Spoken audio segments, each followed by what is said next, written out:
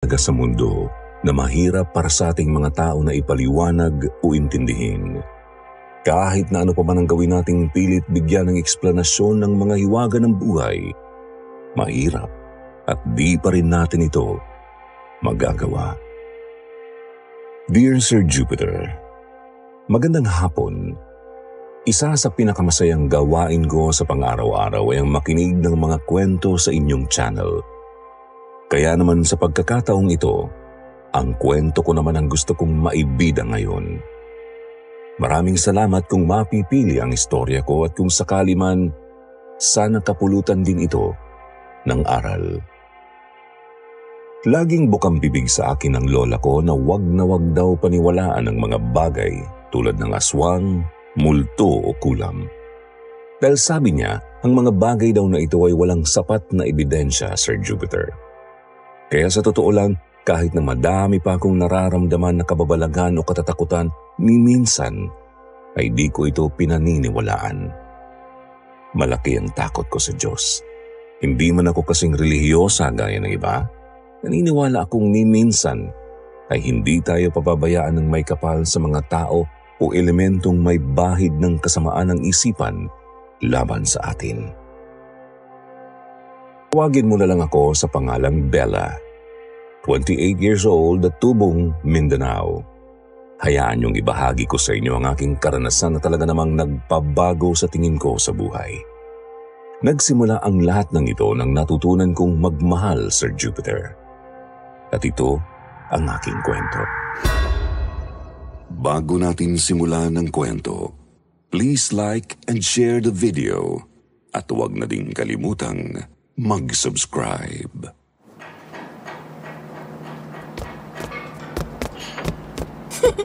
Hoy, Bella! Pakiramdam ko gusto ka nung bago nating boss ah. Kanina pa siya tingin ng tingin sa'yo eh. Sino? Si Sir Jaime? Aha! At alam mo pa ang first name ah? Ha? Eh, Jaime naman talagang pangalan niya, di ba? Oo nga, pero never naman namin tinawag sa first name si Sir. Umamin ka sa akin? Anong meron sa inyong dalawa ha? At malagkit ang tinginan nyo? Nagdududa na ako sa mga palihim na pasulyap-sulyap nyo ah. Wala akong aaminin sa'yo. Kasi bawal pa ako mag-boyfriend. Alam mo naman strict ang tatay ko. Kapag nalaman nung nagpapaligaw ako, siguradong mabubugbog ako noon. Ay naku Bella, hindi ka naman na bata. Kung tutuusin, pwede ka na mag-asawa sa edad mo. Ay, good morning Sir Pogi. Hoy, Lucy. Ano ka ba? Nakakahiya ka. Pinuri ko lang naman si Sir, hindi ko naman naagawin. Ang aga-aga, nagkukumpulan kayo dito. Paano kayo makakatapos ng trabaho niyan?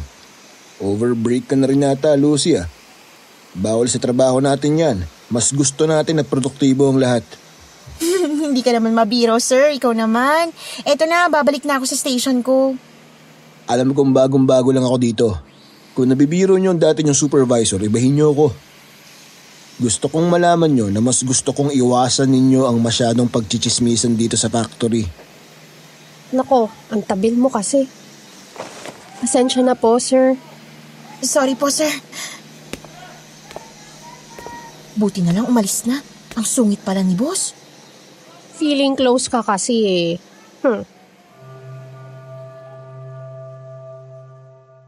Matapos ang eksenang yon ay nanananghalian kami ni Lucy. Kadalasan ay sa karinderya kami sa labas kumakain. Subalit ng araw na yon, nagbaon na lamang ako at petsa de peligro na rin kasi. Ubus na ang budget sa mga gastusin.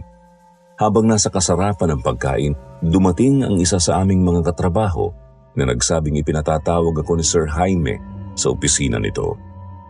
Napabuntong hininga na lamang ako noon. Inalaska naman ako ni Lucy at sinabing masisisante na raw ako. Bagay na ipinagwalang bahala ko lang. Nagmadali akong kumain at pagkatapos ay pumunta na ako sa opisina ni boss. Ilang taon na din akong nagtatrabaho bilang isang factory worker sa lugar namin, Sir Jupiter. Di naman kami mahirap pero mas gugustuhin ko na lang na magkaroon ng sariling pera at trabaho kesa sa laging pinag-iinitan ng sarili kong ama na palaging mainit ang ulo sa kahit anong bagay. Maliit man ang aking kinikita sa trabahong ito, mas gugustuhin ko to kesa manghingi o umasa sa tatay ko.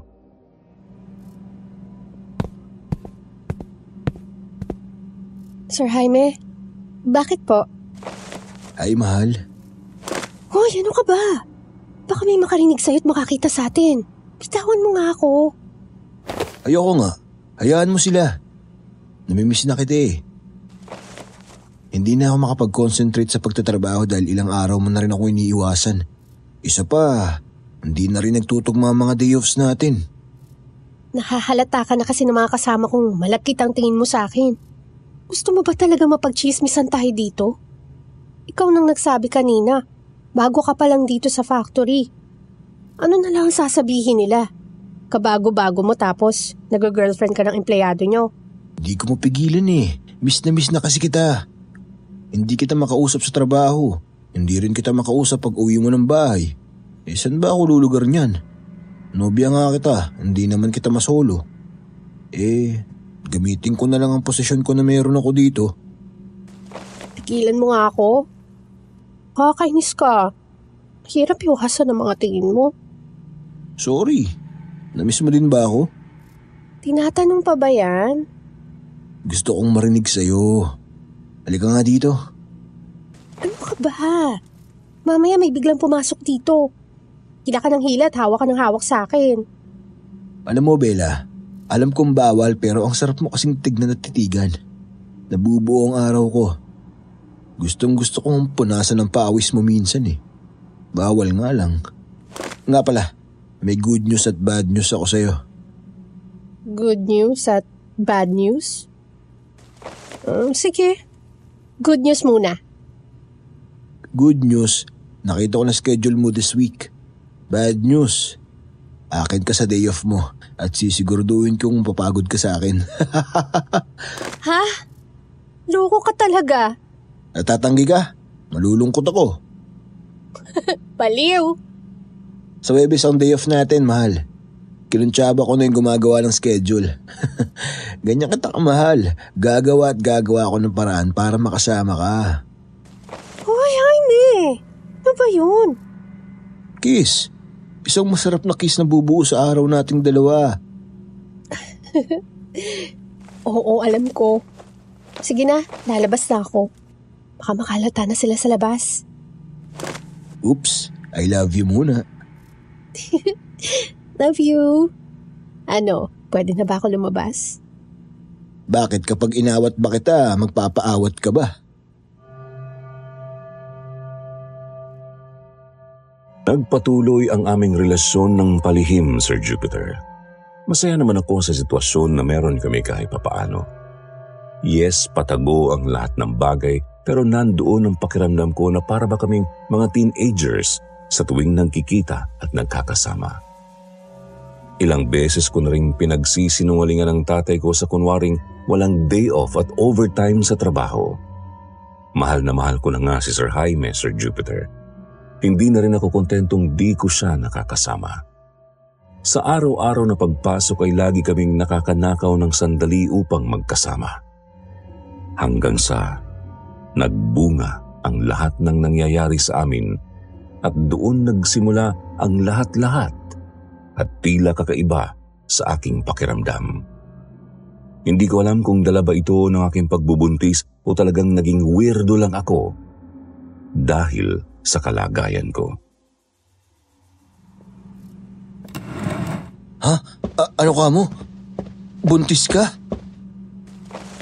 Pinipilit ko na itago kay Papa ang pagsusuka ko kapag nasa bahay ako. Natatakot ako, Jaime. Kapag nalaman to ng tatay ko, tatalupan ako ng buhay noon. Magsama na kaya tayo? Handa naman akong humarap sa tatay mo eh. Ikaw lang talagang may ayaw. Siguro, kung makikita niyang seryoso ko sa'yo, hindi ka na nun sasaktan pa. Mahal na mahal kita, Bella. At sana alam mo at ramdam mo yun. Matagal ko na din sinasabi sa'yo na handa akong harapin ng tatay mo para maging legal na tayong dalawa. Nasasabi mo lang yan kasi hindi mo kilala ang tatay ko. O paano? Hindi mo naman may tatago sa tatay mo yung pagbubuntis mo. At hindi rin naman ako papayag na hindi ko makagisna ng sarili kong anak. First baby ko kaya yan. At bubuo man ako ng pamilyang gusto ko, sa'yo na. At handa ako doon, Bella. Hindi ko alam. Basta ang alam ko, hindi makakatulong na makilala ka ng tatay ko. Magdaanan na lang tayo. Iuuwi kita ng Quezon sa probinsya namin. Doon walang pipigil sa atin. Isa pa, mas maaalagaan ka na rin ng inang ko doon.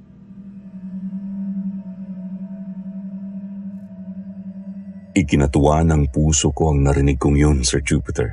Masarap sa pakiramdam na sa kabila ng pagkatakot mo sa sitwasyon mo ay handa kang panagutan ng lalaking minamahal mo. Hindi na ako nag-aksaya pa ng panahon. Pumayag ako sa gusto ni Jaime. Itatakas niya ako at magsasama kaming dalawa. Lalayo sa aking ama na pihadong hindi palalagpasin ang kahihiyan na idudulot ko sa kanya. Traditional kasi si Papa. Ayaw niyang pinag-uusapan siya o ang pamilya, lalo na kung magiging sentro pa kami ng kahihiyan at tsismis. Takot ako sa tatay ko pero handa kong panindigan si Jaime, kaya nagdesisyon akong sumama sa kanya at tumakas sa puder ng aking ama. Ngunit sa kasamaang palad, Sir Jupiter, walang Jaime na nagpakita sa akin sa lugar kung saan kami dapat na magtagpo. Ni anino nito ay di ko nasilayan. Nang biglang nagulat ako sa presensya ng isang matandang babae na tumabi sa akin sa istasyon ng bus na yon. Napatingin ako sa paligid at nakita kong madami namang bakanting upuan sa kaliwat kanang bahagi kung saan ako nakaupo. May punit ang suot nito na itim na blusa at tila ilang araw nang walang paligo sa dumi. Mukhang malagkit ang buhok nitong halos tumakip na sa kanyang mukha. Ngumiti ito sa akin at nakita kong tila manilaw-nilaw nitong mga ngipin. Iniiwas ko ang aking tingin sa kanya dahil para bang sa saglitan kong pagtingin sa kanya ay nagsipagtayuan na ang balahibo ko. Kinausap niya ako at humingi siya ng makakain. Mayroon akong tinapay sa bag noon. Kinuha ko yon at iniabot sa kanya. Humagikhik siya ng tawa at masayang inilagay sa bulsa ang tinapay. Sabay sabing kung sino man ang aking hinihintay ay hindi na iyon darating. Napatingin ako sa kanya ng masama, subalit hindi ko siya sinagot. Ayaw kong makipagtalo sa matandang hindi ko alam kung may dinaranas na kung ano. Uurong sana ako ng upuan palayo nang bigla niyang sinabing dapat hindi umano akong kumain dahil buntis ako. Natulala ako sa sinabing yun ng matanda sa akin. Hindi ko kilala ang matandang babaeng yun pero kung makapagbitaw siya ng salita ay parang kumpiyansa siya sa mga sinasabi niya. Isa pa hindi pa naman gaanong halata ang tiyan ko noon. Ewan ko ba pero kinutuban ako ng masama sa kanya. Kaya naman mas pinili kong magmaang-maangan at iwasan ang pakikipag-usap sa kanya. Tatayo na lamang sana ako nang bigla niyang hawakan ang aking braso. Sa gulat ko ay kagad kong hinila ang braso ko palayo sa kanya at naglakad na ako palayo. Ngunit sumigaw muli siya at nagsabing ingatan ko ng gusto ang bata sa sinapupunan ko kung ayaw kong maging miserable ang buhay ko. Nakakakilabot naman yung matandang yun. Problema niya. Tsaka nasa na ba si Jaime?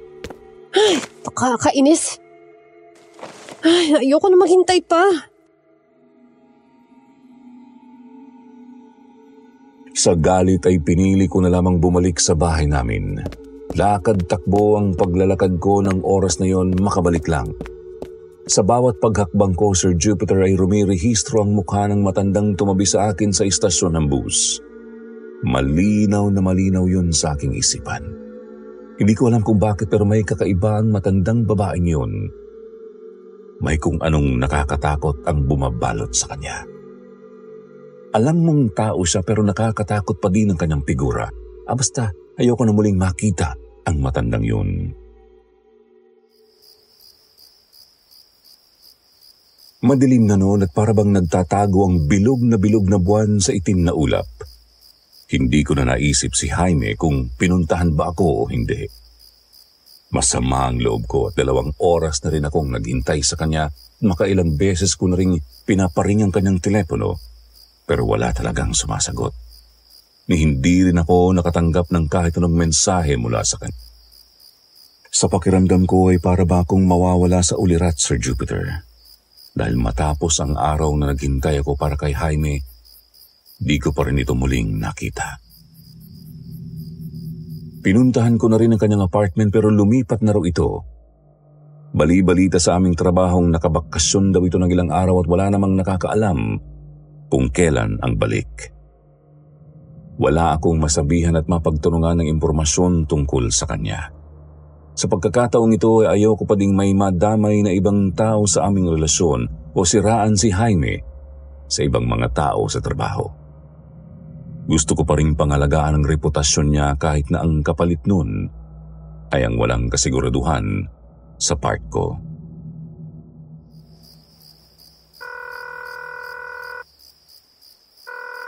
Sumagot ka, Jaime. Ano ba?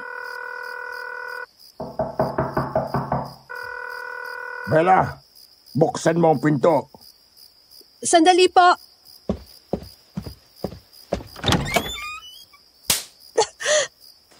Pa? Ano to? Ipaliwanag mo to. Naglinis si Manang ng kwarto mo. At itong nakita niya. 2 pregnancy test na positive lahat ang resulta. Anong ibig sabihin nito? Papa, magpapaliwanag po ako. Hindi ko kailangan ng pagpapaliwanag mo. Sagutin mo ang tanong ko. Sino ang nakabuntis sa'yo? Ay, hindi ko po alam. Ha? Hindi mo alam? Malandi ka talaga. Manang-mana ka sa nanay mo na kahit sinong lalaki pwedeng-pwede na.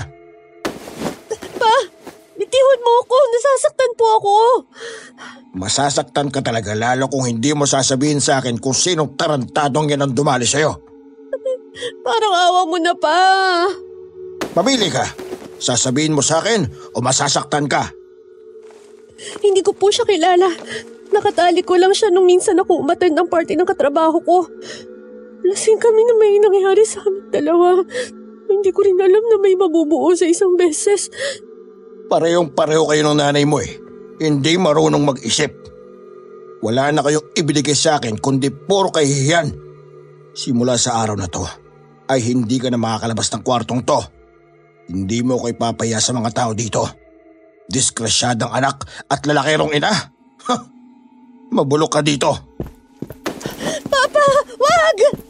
Wag niyo akong ikulong. Maawa po kayo. Mabubulok ka dito sa kwartong to. Papa! Papa! Maawa kayo sa akin! Papa!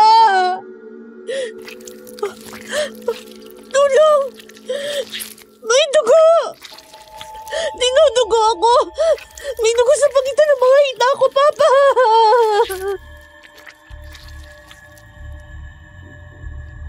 Laking pasasalamat ko, Sir Jupiter, at naisave pa ang sanggol sa aking sinapupunan dahil kung hindi baka matutunan ko ng lumaban sa sarili kong ama. Hindi ako napilit ni Papa na magsabi ng totoo mula nang nangyaring halos mag-50-50 ang buhay ko sa ginawa niya. Isa lang akong anak ng tatay ko pero sa pakiramdam ko ay estranghero kami sa isa't isa. Simula nang niloko siya ng nanay ko para bang iisa na ang tingin niya sa lahat ng kababaihan. Pinagdudahan na rin niya kung totoo ba niya akong anak o hindi na talaga namang nagpapasakit sa damdamin ko.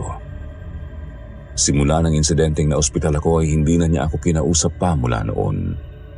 Ilang araw rin yun at halatang umiiwas na rin siyang masaktan pa akong muli. Nakahinga ako ng maluwag, Sir Jupiter.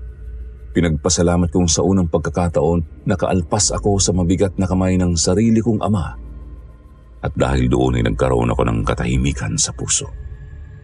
Hanggang isang araw ay dumating ang aking Lola Conchita, ang ina ni Papa.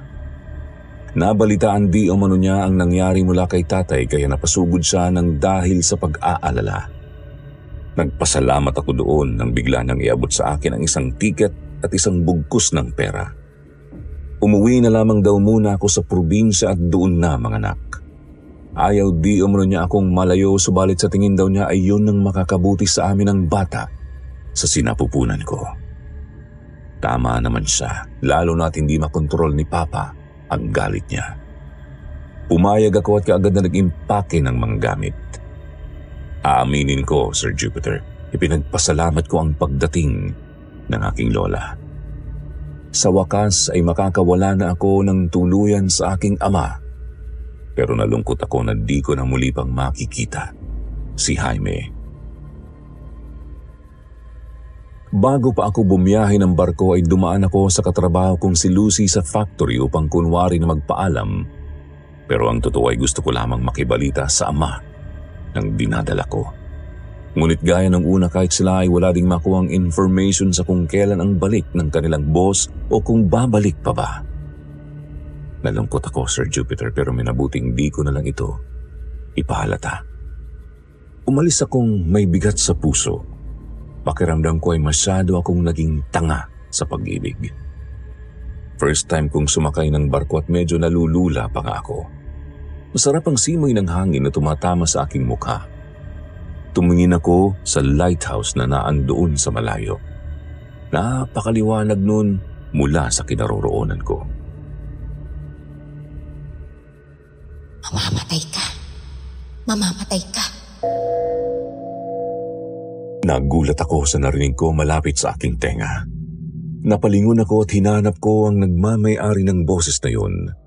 Maya-maya ay naramdaman ko ang mainit na likidong dumaloy sa aking ilong. Nagdudugo na ang aking ilong kaya pinunasan ko na lang ito ng tissue. Marami na talagang bagay ang tila napakahirap ipaliwanag. Tumunog na ang barko na sinasakyan ko at naganda na ito sa pagdaong. Isa-isang nagsipagbabaan ang mga taong lulad nito. Dahan-dahan akong bumaba at inalalayan ko ang aking tiyan dahil nakakaramdam ako ng kaunting pagkirot nito. Pagkababa ko ay inilibot ko ang aking paningin sa paligid at muling sinulyapan ang aking relo. May susundo daw sa akin dito, sabi ng lola ko. Nasa ganoong sitwasyon ako, Sir Jupiter, nang tila may makita akong babaeng mahaba ang itim na buhok na hanggang balakang. Nasa kalayuan ito mula sa aking pwesto pakaliwa, ngunit alam kong may kataliman ang pagtitig nito sa akin habang nakatayo lamang ito ng diretsong-diretso sa kanyang kinalulugaran. Ipinagwalang bahala ko yun at ibinaling ko ang tingin ko sa kanang bahagi ko at muli kong nakita ang parehong babae na nasa kaliwa ko kanina. Tumaas ang balahibo ko at kinabahan. Paulit-ulit kong ipinikit ang aking mga mata. Ngunit mas lalo akong natakot sa rinig ko na dala ng hangin. Mamamatay ka. Mamamatay ka. Belia? Ikaw ba si Belia? Ay, Diyos ko po. Opo, ako po si Bella. Ay, pasensya ka na, Ining, kung nagulat kita sa pagtapik ko, ha? Ang laki mo na, ha? Maliit ka pa nung huli kitang nakita. Ako nga pala si Manang Sela, ang katiwala sa bahay ng lola mo. Natatandaan mo pa ba ako? Po? Ayos ka lang ba? Parang namumutla ka. Okay lang po ako. Napagod lang po siguro. Bakit po ang dami niyong daladalahan? Eto ba? Wala ito. Halika na at baka gabihin tayo sa daan.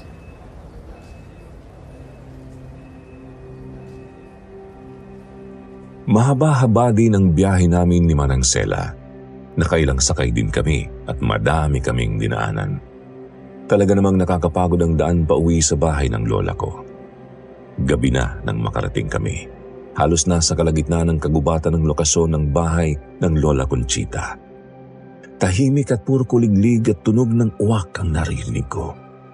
Kubo lang naman ang bahay ng lola doon pero malaki ito kumpara sa inaasahan. Maganda ang pagkakayari ng kubo at malawak ang kabahayan.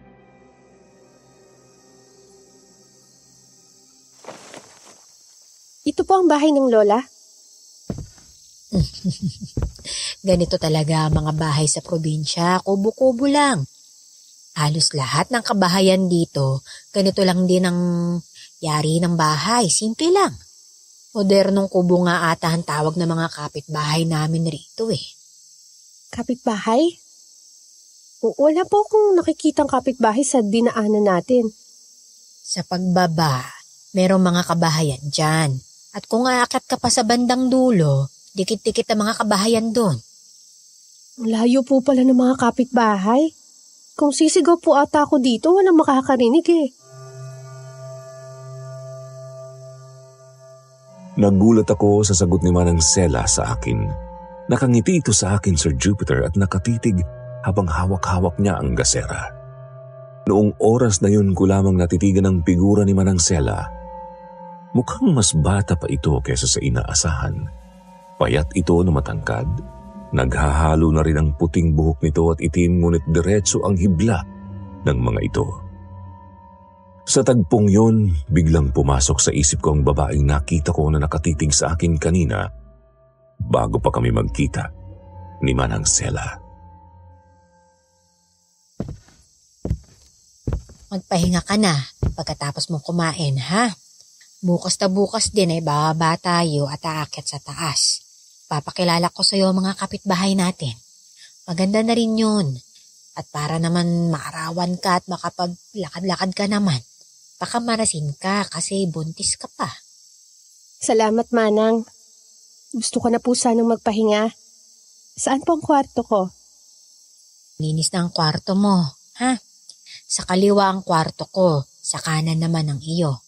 Maaari ka na magpahinga kung gusto mo.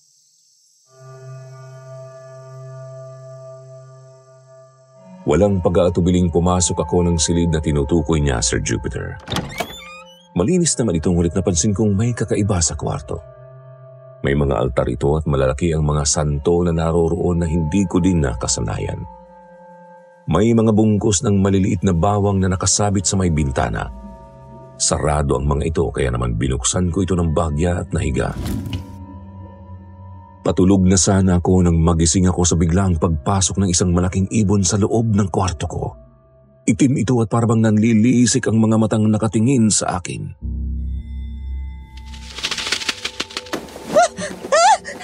Manang Sela! Manang Sela! Patuloy ang aking pagsigaw ngunit mukhang malalim na ang pagkakatulog ng matanda kaya di na niya naririnig ang patuloy kong pagtawag. Tumayo ako ng mabilisan para maglakas loob na bugawin ng ibon palabas ng bintana. Humawak ako ng unan at pinagpapaloko ang unan sa hangin. Nang nakita kong pasugod sa akin ang ibon at alam ko ang punteri niya, Sir Jupiter, ang aking mga mata. Nagtagumpay ako sa pagkakahampas ko ng unan sa naon ng ibon.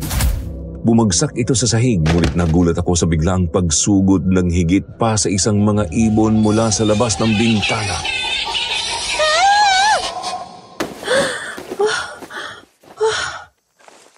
Naginip lang pala.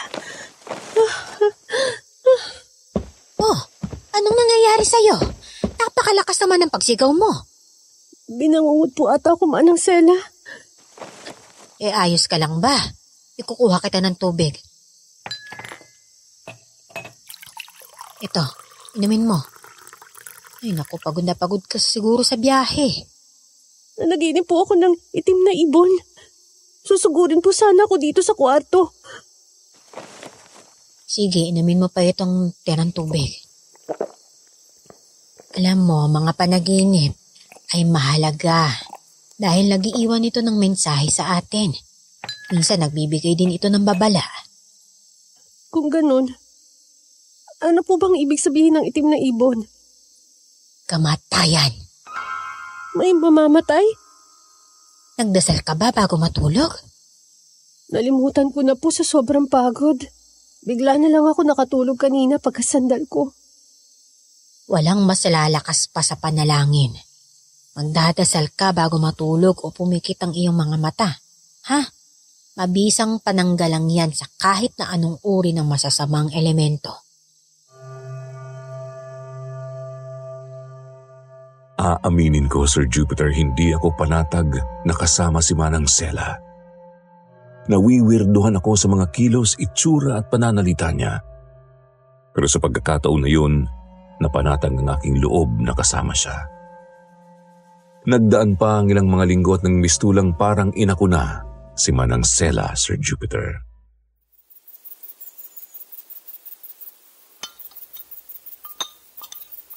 Kumain ka ng maraming gulay at prutas, ha? Kailangan ay mapalaki mo ang batang nasa sinapupunan mo at para hindi ka rin dapuan ng kung anumang sakit. Marami ang matutuwa kapag malusog ang batang yan. Marami ang matutuwa? Salamat nga po pala sa pag-aalaga, Manang Sela. Masarap po ang mga luto niyo. Abay, masarap talaga ang mga yan. Pati na ang karne. O siya, humigop ka pa ng sabaw at damihan mo pa, ha? Napakasarap mong titigan habang inuubos mo ang laman ng iyong mangkok. Wag na wag ka magtitira, ha?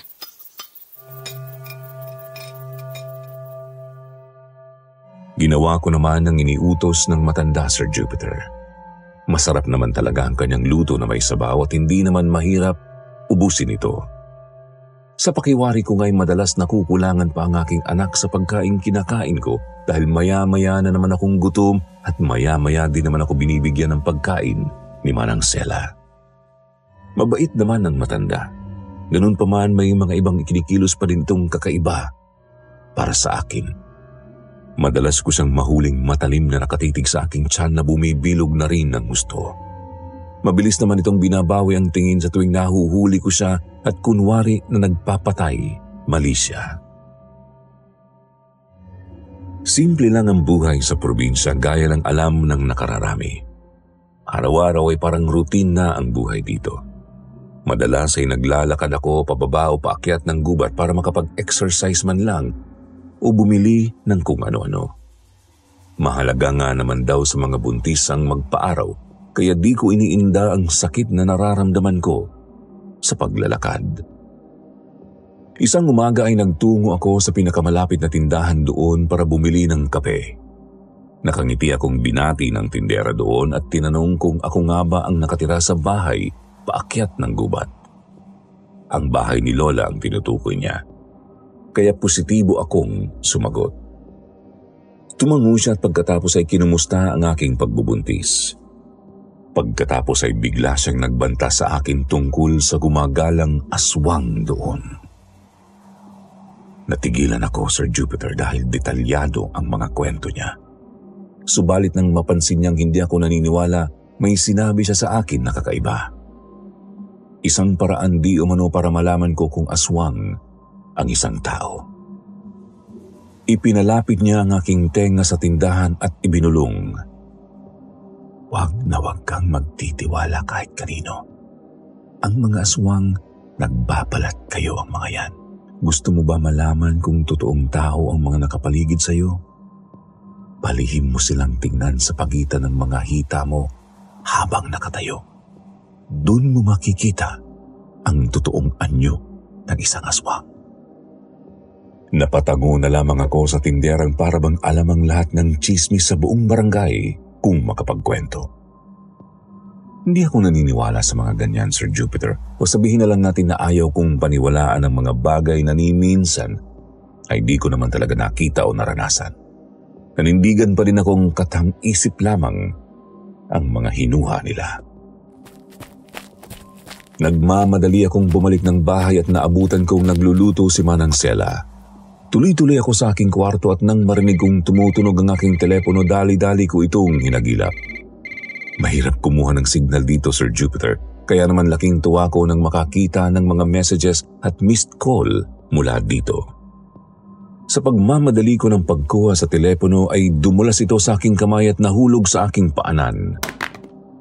Dali-dali akong yumuko nang bigla kong naalala ang bilin ng tindera sa baba ng kagubatan. Tamang-tama naman at hindi ko na isara ang pinto ng aking kwarto at tagusan ito sa naglulutong kasama ko sa bahay. Unti-unti kong tinaas ang laylayan ng aking bestidang pambuntis at dahan-dahang iniyuko ang aking ulo para makita ang matandang nakatalikod. At anong ginagawa mo? Ay! Wala po, Manang. Dinampot ko lang ang telepono ko. Kayo po. Anong ginagawa niyo sa bukana ng pintuan ko? Ganun ba? Ay nako, yayayain na sana kitang kumain eh. Sigurado kung magugustuhan mo ang ulam natin ngayon. Espesyal na espesyal. Ano po ang ulam? Ulo. Ulo? Sinigang na ulo ng isda. Pihado ako magugustuhan mo yan. Binigay sa akin yan ng kaibigan ko sa ibaba. Masarap daw ang isda na yan. Oh, may tumatawag. Sige po, kakain po ako. Sagutin ko lang po itong tawag. Isasara ka po muna itong pinto, Manang, ha? Lumabas ka kaagad kapag nakatapos ka na riyan para naman makapaghain na ako. Hello, sino to? Bella, ikaw ba yan? Jaime! Salamat naman sa Diyos at nakontak na kita. Saan ka ba nagpupunta at bigla ka nang nawala at nag-resign? Kamusta ang anak natin? Nasaan ka ba? Ikaw ang hindi sumipot sa araw na dapat tayo makikita. Tapos akong tatanungin mo kung saan nagpupunta? Hindi ko alam, Jaime, kung gago ka lang ba o gustong-gusto mo lang akong gawing tanga. Magkita tayo. Mahirap ipaliwanag ang mga nangyayari sa telepono lang. Pupuntahan kita. Sabihin mo ang address... Ano ba yan? Nalobat pa.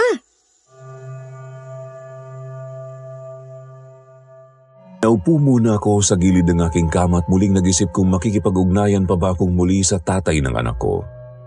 Ayoko nang umasa sa mga pangako, Sir Jupiter.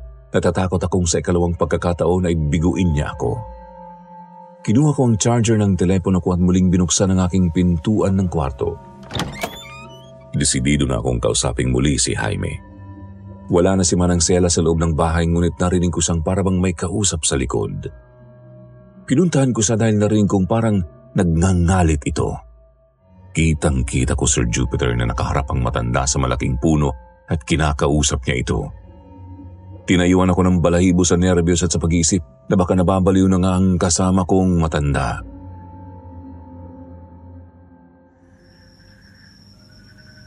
Sinasabi ko naman sa inyo, huwag kayong magulo rito at huwag na huwag mag-iingay. Nagugulo niyo kami. Ay, Bella, anya ka pala.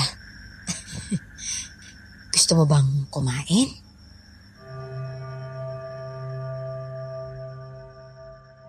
Nagulat ako sa nakita ko, Sir Jupiter.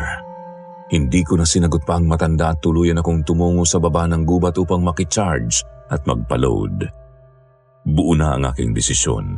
Magpapasundo na ako kay Jaime o kay Papa man lang.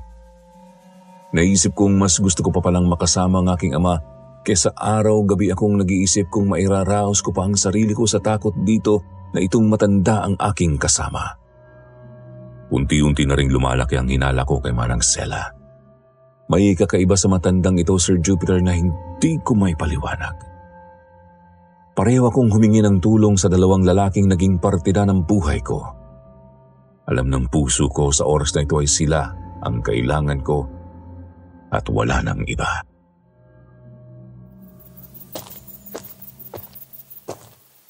Bago ka rito? Ha? Matagal-tagal na rin. Doon ako sa taas nakatira. Ay, doon kay Tandang Sela? Kilala mo siya? Sino ba naman ang di nakakakilala sa kanya? Ayos ka lang bang kasama siya? Ako nga pala si Luna.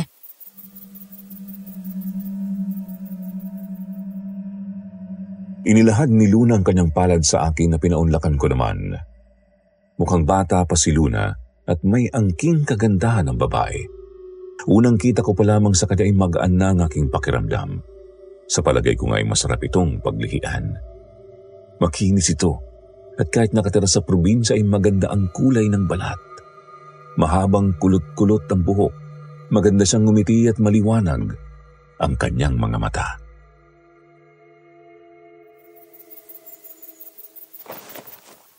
Bella. Ako si Bella. Ang laki na ng tiyan mo Pwedeng hawakan?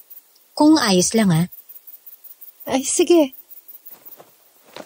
Uy! Sumipa! Napapadalas na talaga ang pagsipa niya.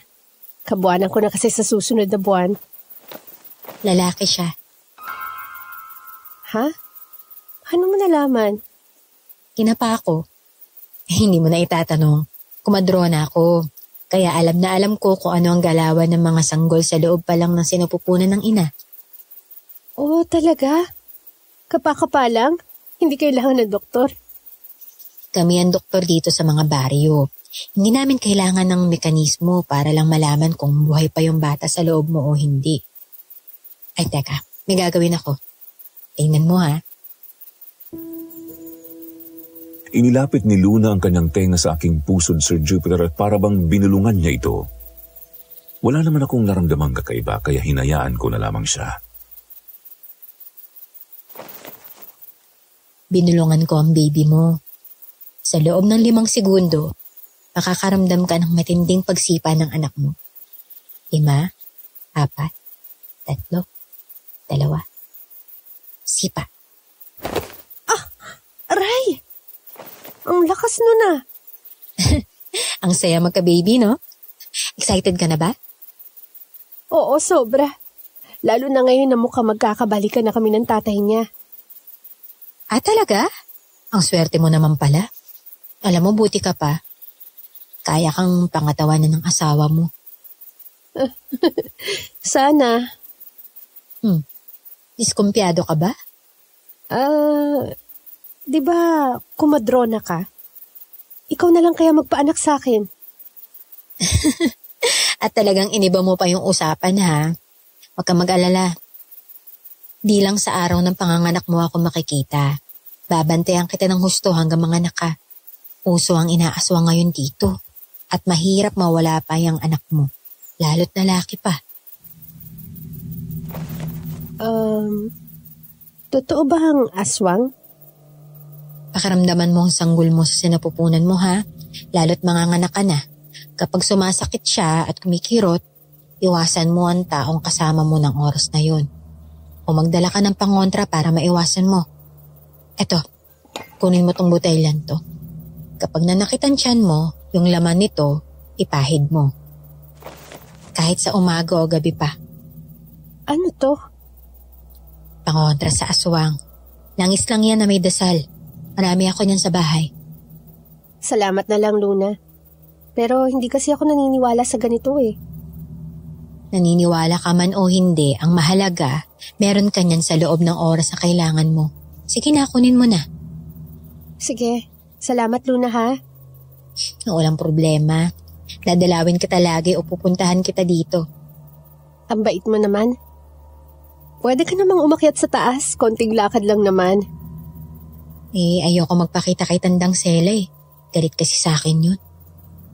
Bakit? Tela! Kanina pa kita hinahanap, nandito ka lang pala. Pasensya na po. Kausap ko lang po si...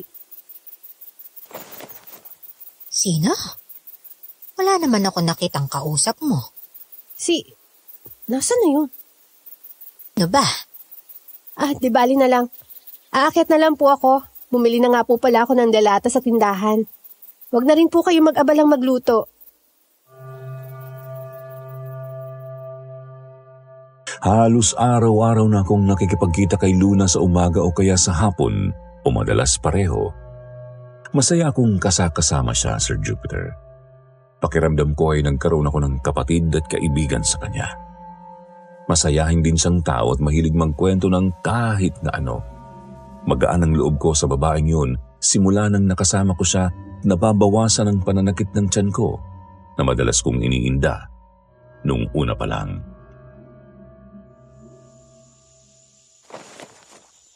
Ilang linggo na lang manganganak na ako. Kailan ang dating na asawa mo? Itong linggong to. Buti naman at nagkakamabutihan na kayo. Darating din ang tatay ko na madalas kong kaaway. Unti-unti ko nang maayos ang lahat sa pamilya ko. Masaya ako na maswerte ang pagdating ng batang to sa akin. Ay, kailangan ko palang umalis, Pelia.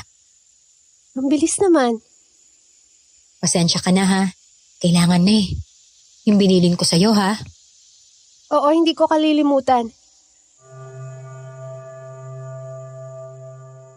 Sinunod ko ang lahat ng tagubilin ni Luna sa akin, Sir Jupiter. Lumibot ako sa kabuuang bahay ng lola ko at pinagtatapon ang lahat ng nakasabit sa mga bintana at pintuan namin. Nararapat lang daw na bago dumating ang araw ng panganganak ko ay malinis ang buong kabahayan. Alisin ko na daw ang mga nakasabit na pwedeng dapuan ng mga alikabok at insekto. Hanapin ko na din daw ang mga lalagyang botelya na itinatago ni Manang Sela sa ilalim ng lababo. May mga tubig daw na naroroon na pwedeng magbunga ng pagkakasakit ng sanggol. Ginawa ko ang lahat ng iyon nang walang pagdadalawang isip. Wala na rin akong pakialam kay Manang Sela kung magagalit ba ito o hindi.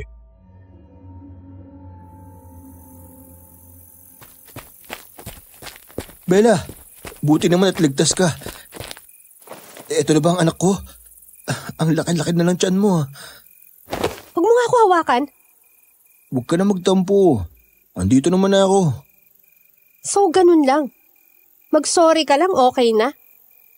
May inayos lang ako. Tulad ng? May stress ka lang eh. Ang mahalaga, nandito na ako. Sa'yo, yun ang mahalaga. Pero para sa akin, ang mahalaga malaman ko kung anong totoo. Kung anong nangyari. Anong akala mo sa amin ng anak ko? Anytime pwedeng iwan, tapos kapag naisipang balikan, babalikan din. Total pwede naman. Kasi uto-uto ang nanay. Patawarin mo ako at naduwag ako. Ayoko kasi kayo mapahamak na mag-ina ko. Kaya inayos ko muna yung gusot na napasok ko. Gusot? Anong gusot? Bella, makinig ka. Bago pa maging tayo, meron ako nakarelasyon. Matagal kaming naging kami, pero hindi kami nagsama. Long distance relationship yun. Nung nakilala kita at sigurado akong ikaw na ang babaeng gusto kong panindigan, nakikipaghiwalay na ako sa kanya. Kaya lang, hindi niya ata matanggap ang desisyon ko. Naghahabol siya sa akin na halos pinagbabantaan na niya ako eh. Nung nalaman niyang nagka-girlfriend ako, mas lalo siyang nagalit. At tinakot akong kung hindi ka tayo iiwan ay papatayin ka niya. Kayo ng bata. Hinanap ko siya, Bella. Pinuntahan ko siya sa mga lugar kung saan posible ko siya makita. Gusto kong ayusin muna ang lahat sa aming dalawa bago kita balikan. Asa na siya? Hindi ko alam. Hindi ko na siya nakita pa. Wala na rin akong balita sa kanya eh. Yun ang dahilan kung bakit. Pero tinatawagan kita. Isinangla ko ang phone ko para makabili nito bago pa kita puntahan sa bus station. Sing-sing. Oo. Gusto ko tong panagutan, Bella. At bigyan ng buong pamilya. Handa kitang panindigan. Will you marry me?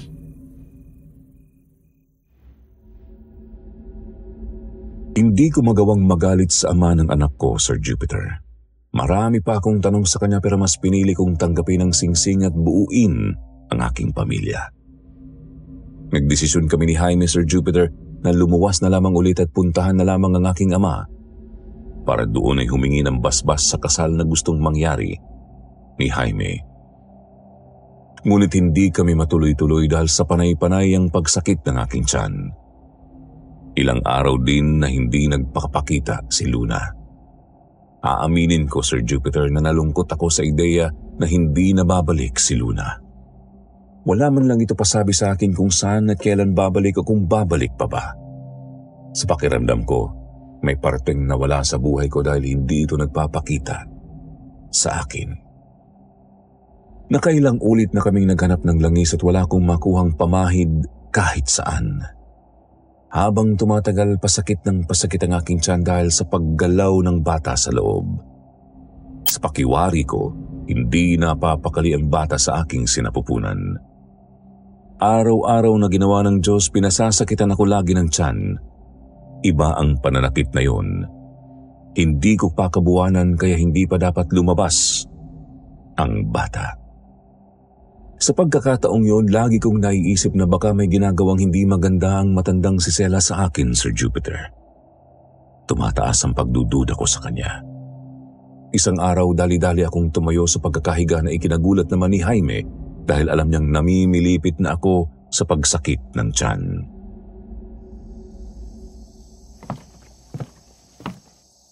Asan si Manang Sela? Pupunta daw ng bayan dun sa may barko at may kukunin daw. Bakit? May hahanapin lang ako sa kabilang kwarto. Pero kwarto ni Manang yun, di ba? Tulungan mo na lang ako. Magpahinga ka na lang kaysa sa maghagilap ka pa ng kung ano. Pakiramdam ko, pinapatay ako unti-unti ng matandang yon. Ha? Anong sinasabi mo? Ilang buwan mong kasama yung matanda, okay ka naman ah. Hindi porkit nakita mo kaming okay pa ng anak mo eh. Wala siyang ginagawa para saktan kami. Ano bang hahanapin natin? Hindi ko alam. Basta ang sabi lang sa akin ni Luna. Luna? Oo, sabi niya sa akin, kapag nakakita daw ako dito ng kakaibang bato na maliliit, puti man o itim, itapon ko daw sa labas ng bintana o kahit saan sa malayo. O bakit daw? Ano namang kinalaman sa atin nun? Ginagamit daw yun para malasin o magkasakit yung taong nakatira sa bahay. Ha? Hindi ba dapat manika at hindi ba to? At kailan ka pa naniwala sa mga ganyan? Hindi totoong malas. Masyado mo lang ini-stress ang sarili mo. Oh, nakikita mo to? Paano yan? Hindi mo ba nakikita? Ang alin? Ito ba? Mga kandila, dahon at langis? Iba't ibang kulay ng kandila. Mga dahon na nakalagay sa loob ng bote ng langis. At kung ano-ano pa. Mga buto at bato. Normal ba yan? Ang gumagawa lang yan ay yung may mga alam sa mga ganitong bagay. Tama ang kaibigan ko. O teka, anong gagawin mo sa mga gamit ng matanda? Hindi ako. Ikaw ang gagawa. May basurahan sa likod, itapon mo tong bag niya at sunugin mo. Itong posporo.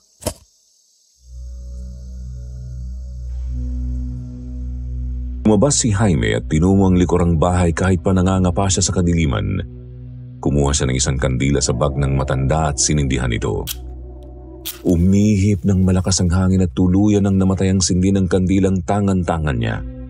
Napatingin sa langit si Jaime at sa mga punong malalakas ang pagpagaspas ng mga dahon. Tumingin siya sa muling dadaan ng lupa na iniilawan na lamang ng malaking bilog na buwan sa langit.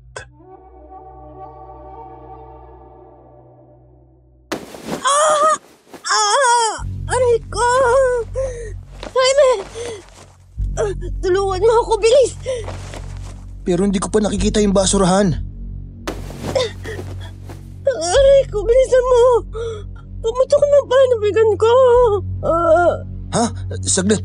Iwan ko muna saglit tong gamit ni Manang. Okay ka lang ba, Bella? Mukha ba akong okay? Ang sakit-sakit. Ayoko na umulit, aray ko. Saglit lang. Ano bang gagawin ko? Hindi ko alam. Huwag mo ko tanungin. Ay! Aray! Huwag mo ko sabunutan. Masakit. Sobrang sakit, Jaime. Tumawagan ako, Madrona. Mga kapitbahay! May mga kumadrona ba dyan? Diyos ko, Jaime. Ano ginagawa mo?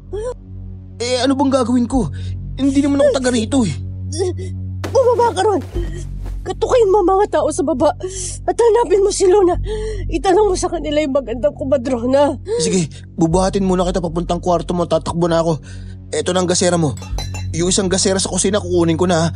Magtiis-tiis ka lang. Kayanin mo. Hindi ako uuwi dito nang wala akong kumadronang pinapahanap mo. Mag-ingat ka, Jaime.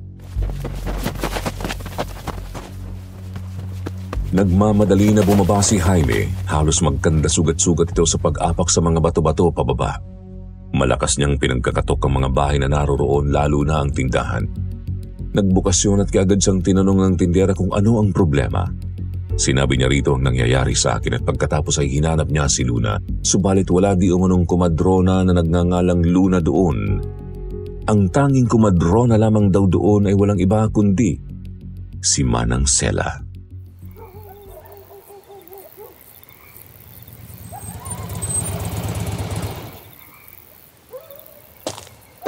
Oh, Jaime, bakit narito ka? Manang, si Bella ho kasi. Manganganak na yata. Ha? Totoo ba? Bakit napaaga yata? Aba, teka. Bilog na bilog ang buwan. Bakit ka pa bumaba rito, Jaime? Hihingi po sana kami ng tulong. Hindi ko po alam ang gagawin eh. Ibig bang sabihin walang kasama ang anak ko sa kubo? Magmadali na tayo at mamaya na kayo mag-usap at mahirap na kung ano pang mangyari sa nag-iisa kong anak. Kayo po ang ama ni Bella? Oo, siya si Alonso. Sinundo ko na rin siya. Pinapunta rin siya pala rito ni Bella. Ano? Tutunga na lang ba tayo rito at magkukentuhan? Puntaan na natin ang anak ko.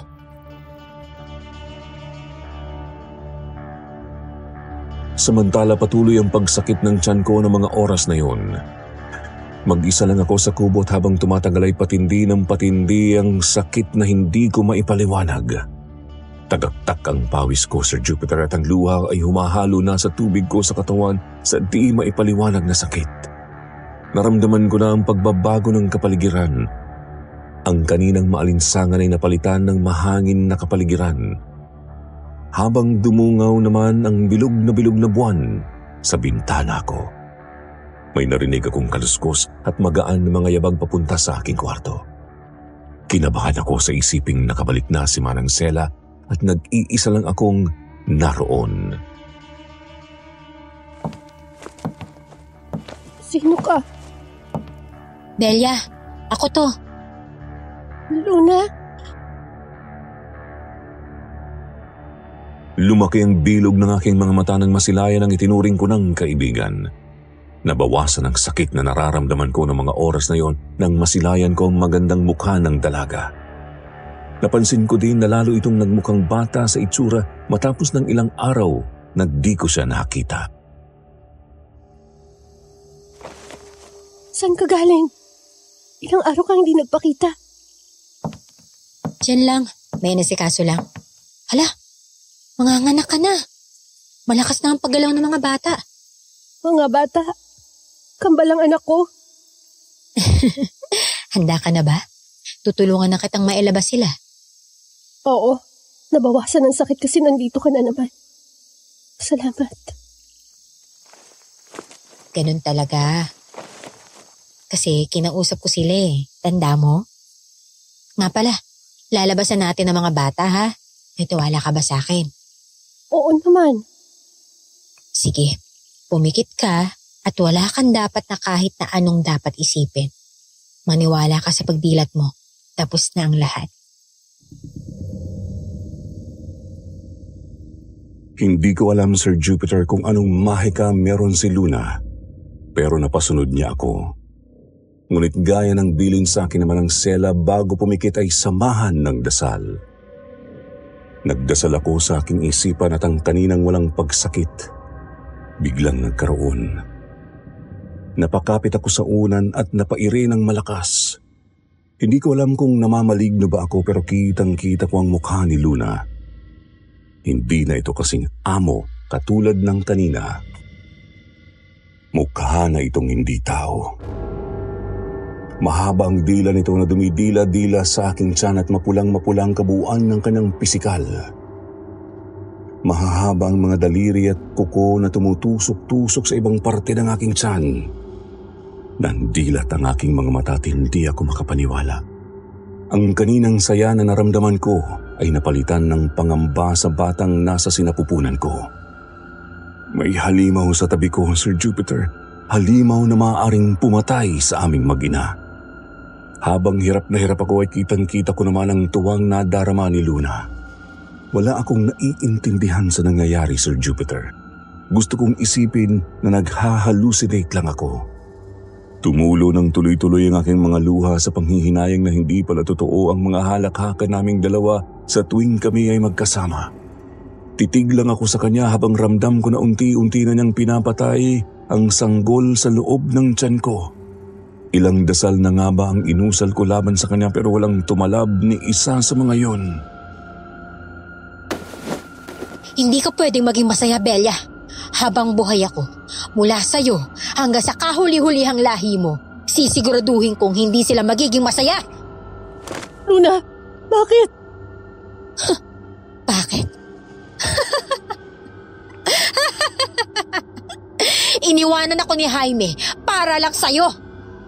At para sa mga magiging anak mo. At hindi ako papayag na ganun-ganun lang.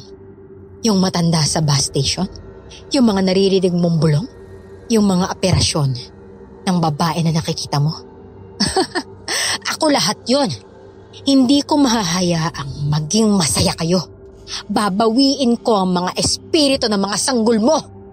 Gagawin kong miserable ang mga buhay ninyo.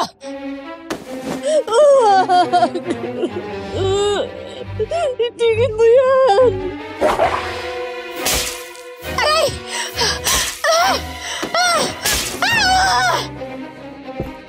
Walang yakang aswang ka. Sinabi ko na nga ba at nararamdaman kita sa paligid. Ito ang sayo. Namnamin mo ito. Hindi. Pakailamero ka talaga, matanda ka.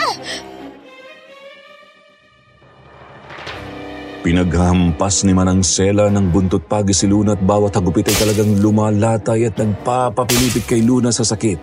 Sumigaw ito ng malakas at maya-maya ay natigilan si Manang Sela.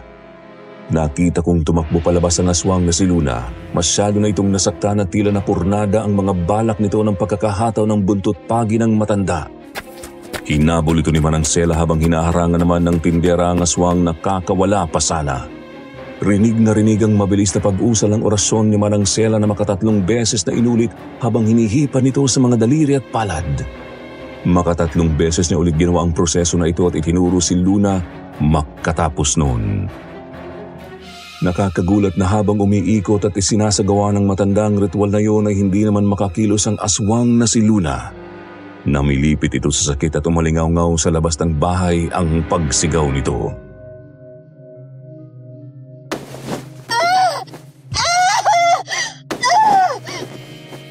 Kunin mo ang itak, Jaime! Bilisan mo! Dali-daling tumakbo si Jaime papunta sa may pinto nang biglang iabot sa kanya ng tatay ko ang itak. Kaagad naman niya itong inabot kay Mang Sela. Napansin kong biglang mas dumilim ang paligid. Dahan-dahang nagtago ang bilog na buwan sa mga ulap. Pagkatapos ay gumuhit ang kidlat na sinundan ng dumadagundong na kulog.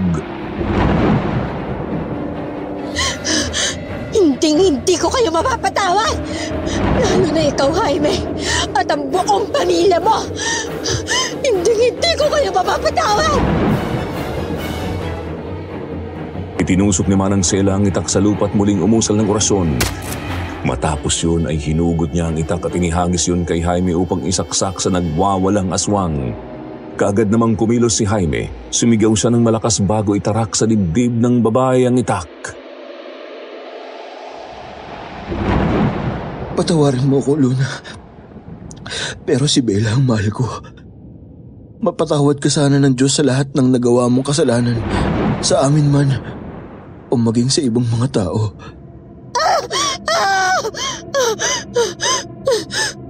Mahal na mahal kita, Jaime.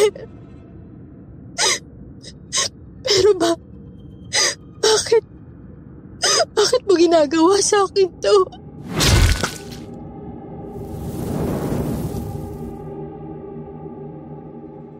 Nakita nila ang pag-apoy ng katawan ni Luna at parabang abo na unti-unting nilipad ng hangin ang mga bahagi nito at biglang tumahimik ang paligid. Lumiwanag din muli ang buwan. Nabasag ang katahimikan nilang lahat nang bigla nilang narinig ang muling paghingi ko ng tulong. Masyado silang nakapokus sa pagpatay sa aswang at nalimutan nilang may papalabas na ulo ng sanggol sa bukana ng pagkababae ko. Ang lahat ay natarantang pagtulong-tulungan akong ihiga at paanakin sa oras na yon. Ramdam kong wala nang makakapagpigil sa paglabas ng mga sanggol na iyon. Isang iripanak. Hihilahin ni Manang Sela ang bata at kami naman ni Jaime ay itutulak pababa ang tiyan mo. 1, 2, 3.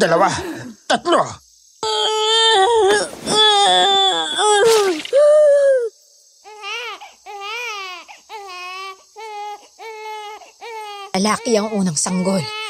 Pero, pinakakapapa ko. Teka.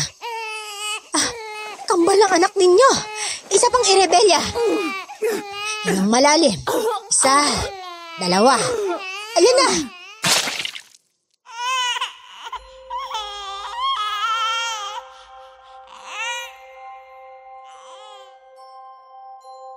Akala ko, Sir Jupiter, yun na ang huling araw ko sa mundo.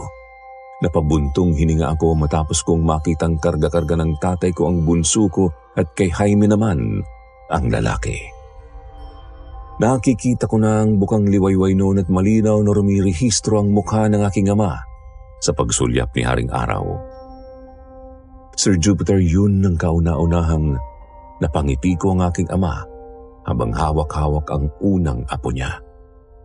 Ramdam ko ang sabay na pagtulo ng aming luha nang di sinasadyang nagtama ang aming mga mata. Ako din ang nagpaanak sa nanay mo nun. At katulad mo, napakagandang bata nito. Kamukhang kamukha niya ang lola niya. Matangos ang ilong at ang pupungay pa ng mga mata. Sabihan niyo na akong baliw, pero gusto kong dalhin ng bunso kong babae ang pangalan ni Luna. Ano nga bang ipapangalan natin sa prinsesang ito? Luna po, Papa. Kitang-kita ko ang matinding pagkunot ng noo ni Papa, ngunit iningiti ko na lamang iyon. Napakaganda naman ni Luna. Yung panganay ko po si Alonso II. Puro galing pala sa masasamang tao ang pangalan ng mga apo ko ah. Hindi ka masamang tao pa. Nagmahal ka lang at nasaktan. Hep, hindi ko sinaktan si Luna ah. Kahit sino naman na lalaki, hihiwalay sa kanya kapag weirdo siya. Mabuti na lang din talaga at aswang pala siya. Walang matinong tao makikisama sa aswang ano. Naku, defensive ka talaga. Basta, siguro ang pwede na lang natin gawin ay pagtulungan natin na mas maging maayos ang kambal. Wala naman sa pangalan yan. Nasa pagpapalaki yan, hindi ba?